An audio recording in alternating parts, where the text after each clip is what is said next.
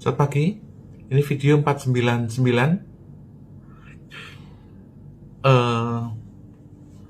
Sudah setahun ini, pasar mengeluh sepi.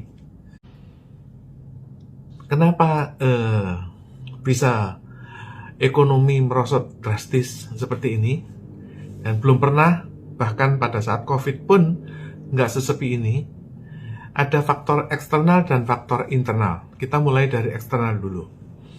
Eksternal itu pengaruh Tiongkok. Tiongkok itu adalah negara komunis dan kelihatannya mereka membuka diri lewat kapitalisme. Tetapi tetap bagaimanapun juga mental orang Tiongkok itu adalah komunis. Artinya apa? Artinya bahwa produksi-produksi di negara Tiongkok tidak mengikuti hukum pasar. Jadi bagi mereka, selama kamu bisa produksi, pasti ada yang beli. Maka, bahkan ada 100 merek-merek mobil listrik Cina, hanya 10 yang survive. Yang 90 itu nggak laku. Sehingga apa yang terjadi adalah, sekarang itu di seluruh dunia, terutama di Indonesia. Kenapa? Karena hubungan Indonesia dengan Xi Jinping sangat dekat. Itu terjadi oversupply.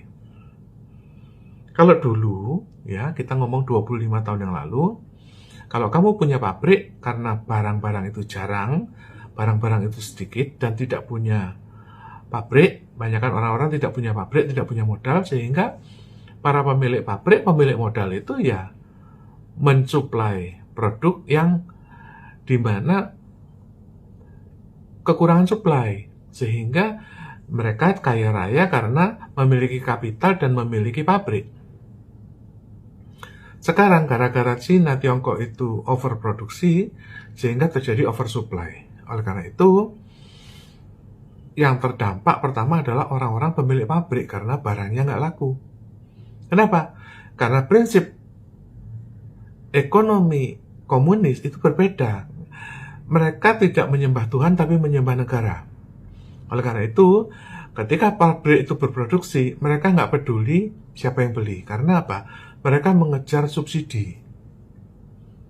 Jadi, semakin banyak produksi mereka, semakin besar insentif dari pemerintahan. Itu adalah ekonomi komunis. Sehingga, dengan terjadinya oversupply, terjadi perang harga.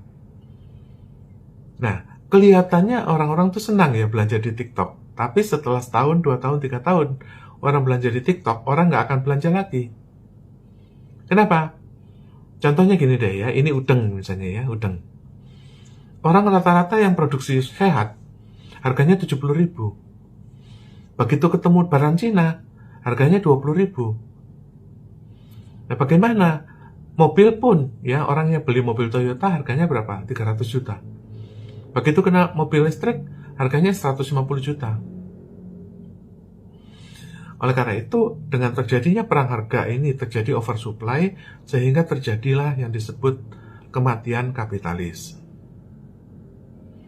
Nah, itu faktor eksternal. Ya, apakah itu bisa ditalangi, bisa ditanggulangi? Ya bisa aja, ya bisa aja. Kalau mau dilarang ya dilarang. Lagi pula, TikTok juga sekarang tidak boleh live ya, karena ada masalah yang dengan permintaan data yang kerusuhan kemarin. Yang faktor internal adalah ya, kabinet Indonesia itu sekarang itu seperti kabinet cangkang. Kabinet cangkang itu seperti ya seperti cangkang kepiting gitu ya, ada cangkangnya ya, artinya ada kerang itu ada rumahnya itu yang menutupi dia. Nah, gambarannya itu seperti ini. Nah, kabinet cangkang itu apa? Kaki-kakinya aja yang bekerja, yaitu yang pihak luar. Contohnya apa? Kelompok Susilo Bambang Yudhoyono.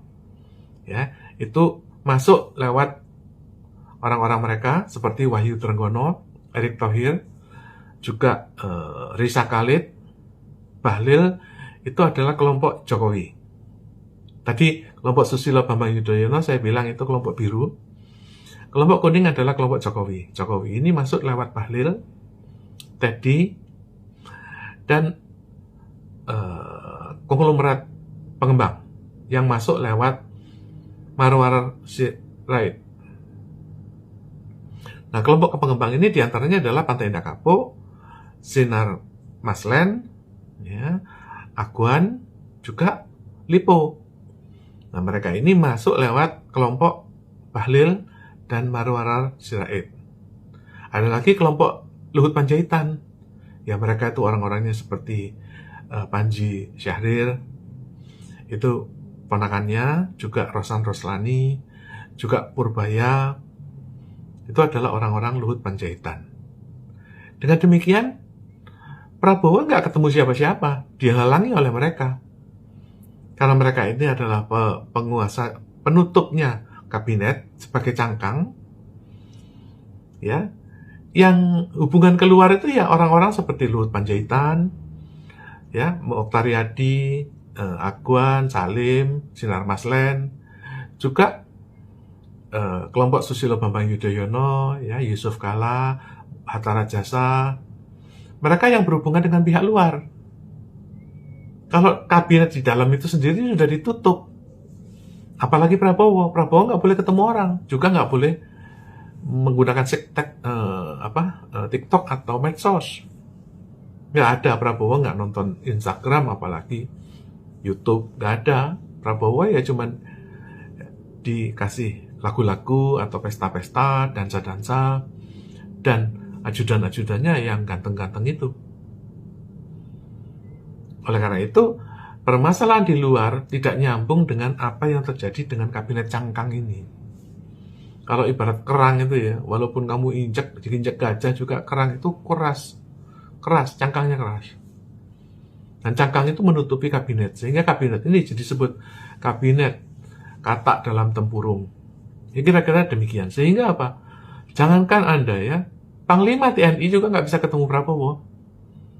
Kalau Panglima ingin ketemu harus lewat Safri Samsudin. Ya. Begitu sampai Safri ya disuruh pulang lagi. Ya, ngapain repotin Prabowo? Jangan dipikir Prabowo itu orang yang Panglima Kostrat. Tidak, itu 25 tahun yang lalu. Ya, Prabowo itu ibarat ya orang itu ya TOP, tuwek, ompong, peot. Itu kata Pak Harto. Kenapa? Usianya udah 75. Dengan usia seperti itu ya Anda bayangin aja, kapan Anda terakhir ketemu kakek atau engkong? Ya enggak, mereka juga udah nggak kedengeran, agak budek, dan matanya juga rabun, dan juga osteoporosis, sulit jalan, encok, gelinu, dan sebagainya. Oleh karena itu, kabinet ini tergantung dari menteri-menterinya yang mau terbuka, seperti Purbaya, itu mendingan. Dia masih berhubungan dengan wartawan, masih berhubungan. Malah ada kisah ya, bahwa menteri-menteri itu lebih cerdas kalau keluar. Contohnya Hasan Nasbi, itu sekarang tuh lebih vokal, lebih cerdas. Mahfud, itu sekarang lebih cerdas, lebih vokal kalau keluar. Semakin di dalam, semakin takut sama Prabowo. Kira-kira demikian.